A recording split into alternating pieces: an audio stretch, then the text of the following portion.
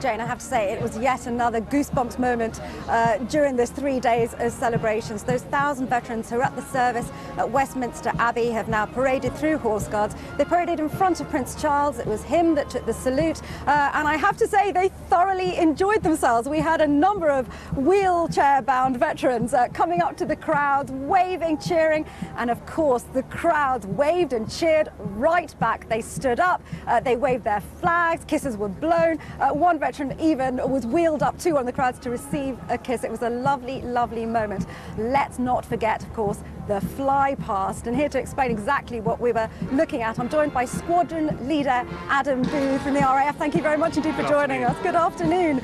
I have to start by asking you, there were also serving military personnel on that parade up Whitehall with the 1,000 veterans.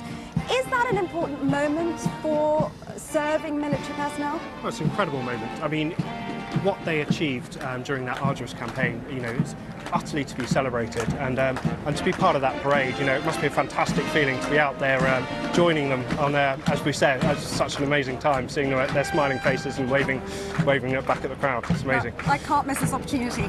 We saw a fly past. Tell us exactly what we saw. Well, first of all, we saw the Spitfire and the two Hurricanes from the Battle of Britain Memorial flight from RAF Coningsby up in Lincolnshire. Why are they so emblematic? Well, they're such sort of classic fighters from the Second World War, from the Battle of Britain, and what really stands out, and it stood out, you've probably noticed above the band today, is that purr from the Merlin engines. Absolutely fantastic. And they're engines that also were in the Lancaster, and for me personally, they were also in the Spitfire, the Mosquito, which my grandfather flew. So really lovely to hear and see those today. I must ask you about your grandfather because he has an amazing tale to tell. He's an incredible man, yeah, with some pretty phenomenal stories. So he was flying in the RAF during World War II? That's right, yeah. So he was stationed in North Africa. He was also in the parts of the Middle East and also in the southern Mediterranean. He flew the Blenheim 4, but also the Mosquito in the photo reconnaissance role. Yeah, and I understand he was shot down? He wasn't shot down. He had an engine failure, having seen, he spotted a German fleet, had an engine failure, probably as a result of the anti-aircraft fire from that fleet. Right. He ditched into the Mediterranean, was afloat in a life raft for 3 days before washing ashore on the North Libyan coast. I mean, that is extra. How did he survive?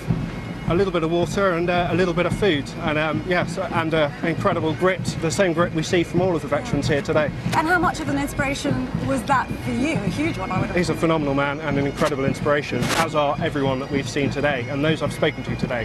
What people, what an incredible era. And did he tell you much about his war experiences? He did. He's a very proud and modest man. He doesn't overtly sort of give you that information, but ever since I've been serving, he's opened up a little bit more and given me a little bit more of his secrets. So incredible. I wanted to ask you, how much military history are you taught when you join the RAF, and does that give you a context for the way in which we fight wars now? Yeah, I mean, we do a lot of military history when we go through training, and we're expected to carry on that learning as well, which most people do.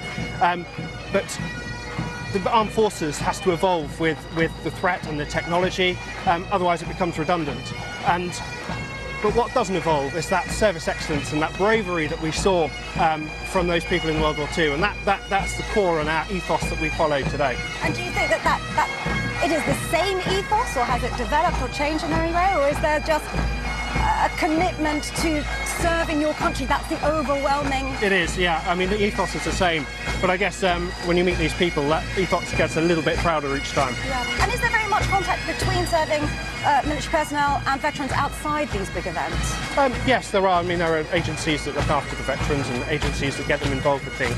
But yeah, any opportunity like today where I've got a chance to stand and chat with them at Westminster, absolutely phenomenal. And Adam, what has been the highlight for you? It's been 3 days of remembrance, commemoration and celebration. Yeah, absolutely. What has stood out for you?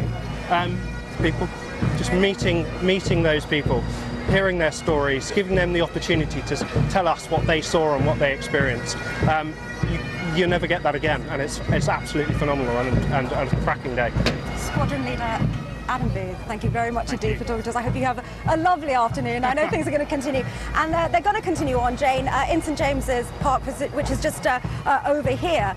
What's now happened is that those 1,000 veterans have been asked to go to lunch in the park, which I think is lovely. That hosted by the Royal British Legion, and that's an opportunity for them away from the pomp and circumstance to sit down with one another, to have lunch, to recoup their energies, and to chat and to reminisce, because it's at events like this that they come together. Many of them now wheelchair bound. It is difficult for them to come out. What's been really impressive is how much they've been supported by their own family of friends who've ensured that they've been able to come down here not just for one day but for 3 days to take part in the VE Day celebrations.